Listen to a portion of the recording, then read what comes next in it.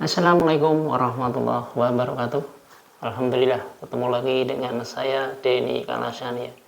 Masih tentang channel herbal, channel yang mengurai, mengupas dan mereview berbagai jenis tanaman di sekitar, sehingga kita nanti tahu kandungan dan manfaat tanaman tersebut untuk kehidupan kita, untuk kesehatan kita. Baiklah teman-teman, gimana kabar hari ini? Semoga sehat selalu ya. Semoga sehat dan bisa beraktivitas dengan lancar. Baiklah, seperti biasa saya akan mereview salah satu tanaman ya. Kalau hari ini saya akan mereview tanaman liar ya. Ini ada di depan saya ini. Mungkin teman-teman, sahabat-sahabat udah ada yang tahu apa namanya. Ya, ini adalah kalau di sini namanya kitolot ya. Nggak tahu kalau di tempat teman-teman namanya apa. Tapi yang jelas mungkin kalau bentuknya sama ya semua. Ini tumbuh biasanya di tempat-tempat yang lembab, tempat-tempat yang dingin. Dan kalau musim hujan biasanya banyak sekali tumbuh ya. Ini tadi baru saja saya ambil di dalam pot ya, campur dengan tanaman hias di depan rumah ya. Tanaman kitolot ini saya itu mempunyai kenangan yang kurang menyenangkan saat kecil dulu ya. Dulu ketika umur saya mungkin sekitar berapa ya, 8 tahun sampai 10 tahun ya. Pernah saya dulu diminta oleh teman ya untuk ini loh, menghisap bunga kitolot ini. Katanya ini rasanya manis ya. Karena kalau masih kecil biasanya rasa ingin tahunya kan gede ya. Dan ini pun saya coba.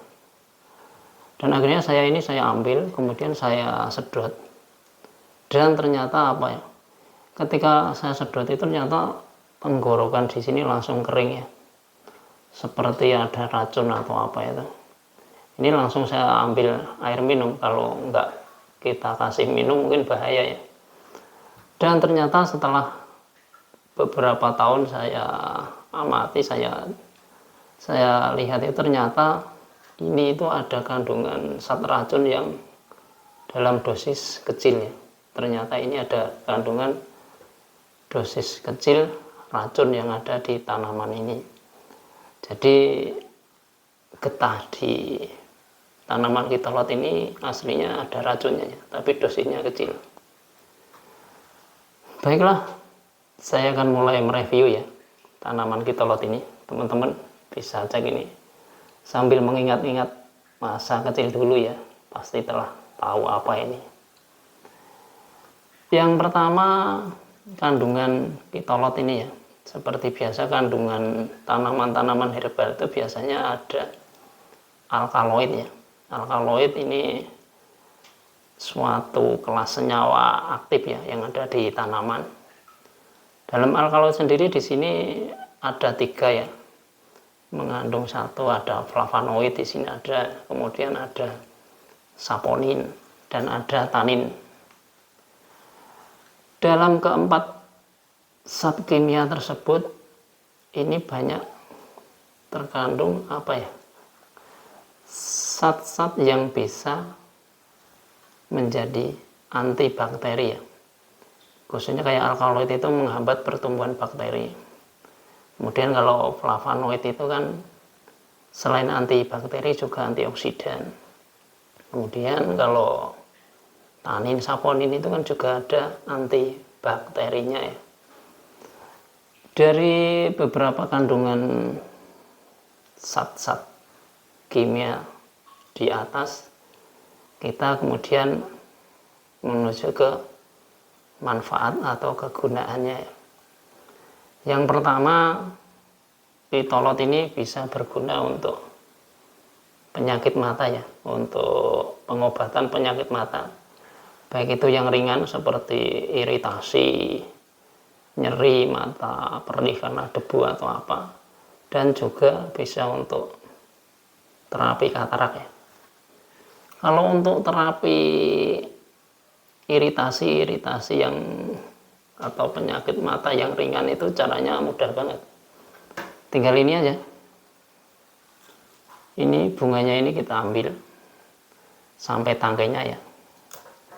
Nih, kalau untuk iritasi ini kita ambil, kemudian semua bagian dari tangkai sampai bunganya ini kan kita celupkan di dalam air beberapa menit ya.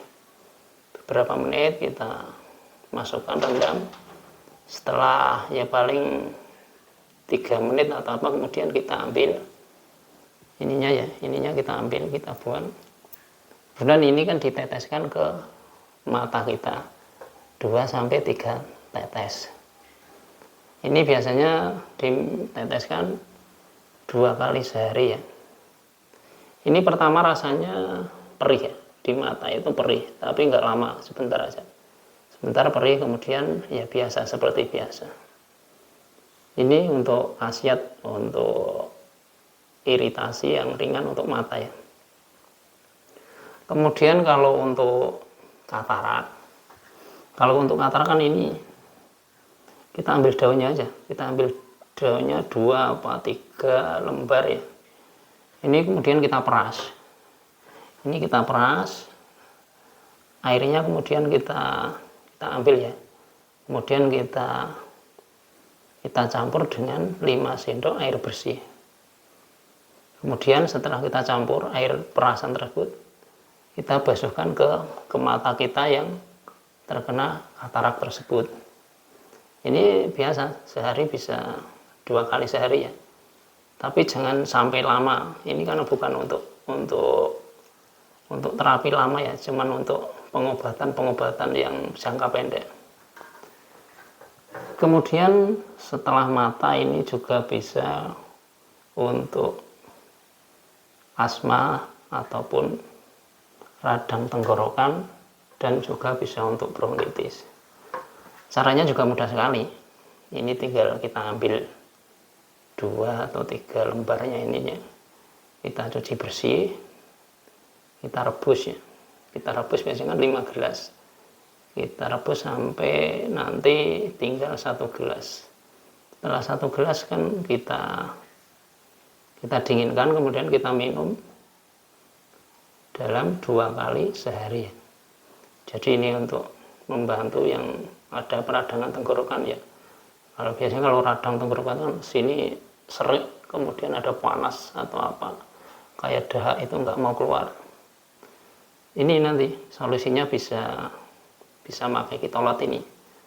Nanti kita rebus ya 2 atau 3 lembar, kemudian rebusannya sampai 1 gelas kita minum setelah dingin itu 2 kali sehari.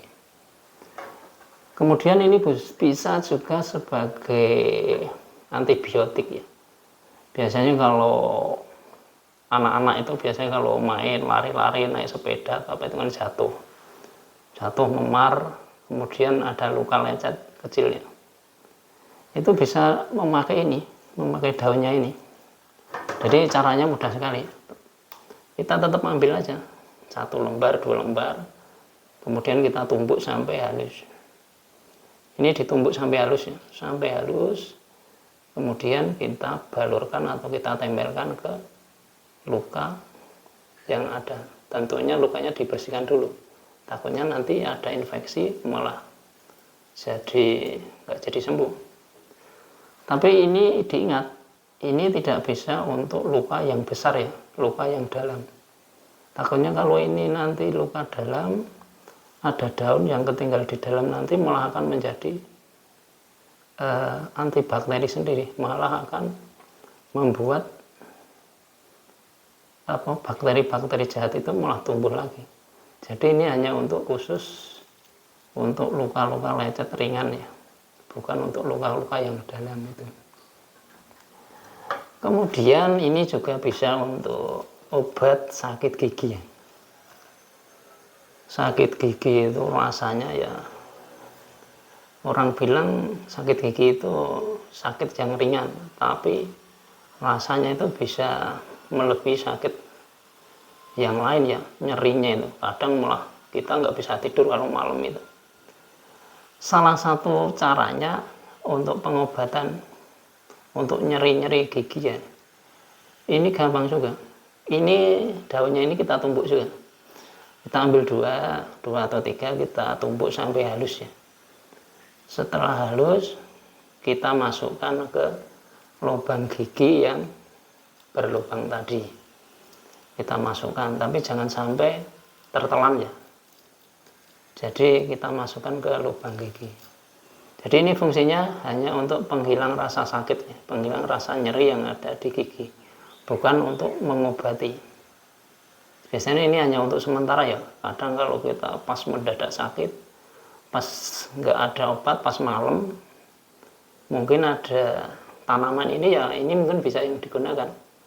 Ya seperti tadi, ini ditumbuk, kemudian sampai halus kita masukkan ke gigi kita yang berlubang.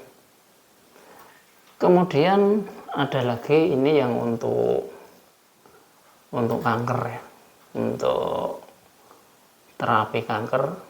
Ini bisa ya, ini kita ambil daunnya ini 5 ya, 5 helai ini, kemudian kita cuci sampai bersih, kemudian kita rebus ya, kita rebus dalam 5 gelas air. Kita rebus sampai 5 gelas air tadi menyusut sampai 1 gelas ya. Kemudian dalam 1 gelas tersebut nanti kita saring, kemudian kita dinginkan. Setelah dingin kita minum ya. Kalau ini kan 1 kali sehari ya. Beda kalau untuk pengobatan asma atau radang tenggorokan tadi kan 2 kali sehari. Kalau untuk kanker ini cuma 1 kali sehari. Gimana teman-teman? Sudah ada gambaran ya tentang pitolot ini. Jadi tanaman ini banyak sekali di depan rumah yang selama ini kita anggap tidak berfungsi, kita anggap gulma ya. Ternyata ini manfaatnya sangat bagus, terutama untuk mata ya. Bisa untuk iritasi ringan, untuk mata perih atau apa, bisa pakai terapi ini.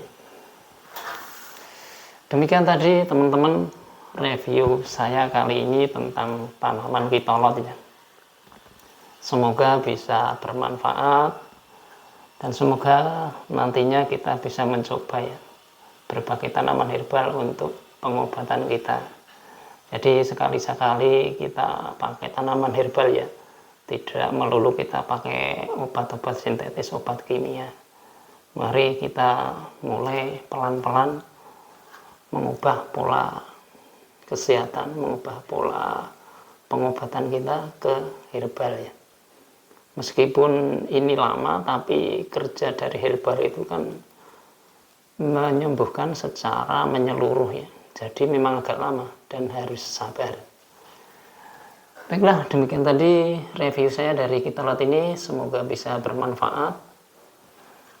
Dan jangan lupa terus dukung channel saya ini agar terus berkembang, terus memberikan tips, berikan manfaat dengan cara subscribe, like, dan komen. Khususnya bagi teman-teman yang dulu punya cerita tentang Pitolot ini, bisa share, bisa komen di kolom komen. Terima kasih dari saya, salam sehat, salam herbal dari saya Denny Kalasani. Assalamualaikum warahmatullahi wabarakatuh.